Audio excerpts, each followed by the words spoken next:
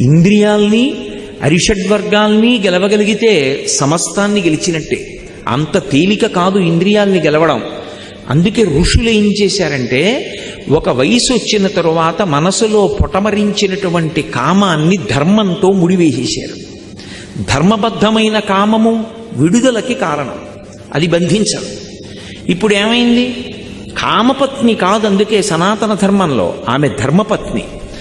ఆమె ఎందు కామం ఉంచుకోవడం దోషం కాదు, కానీ ఆ కామము పరస్త్రీ ఎందు ఉండకూడదు. మీరు అందుకే చాలా జాగ్రత్తగా గమనించండి. ఋషులు సమస్య ఒక్కటి చెప్పరు, సమస్యకి విరుగుడు చెప్తారు. నువ్వు కామము చేత పట్టుబడకూడదు, క్రోధము చేత పట్టుబడకూడదు అన్నాను అనుకోండి, మీరు లేచేమంటారు? మేము పట్టుబడ్డం ఏమిటంటే అది మమ్మల్ని పట్టుకుంది, మేము దాన్ని పట్టుకోలేదు, అది పట్టుకుంది, అది ఎలా వదులుతుంది మమ్మల్ని?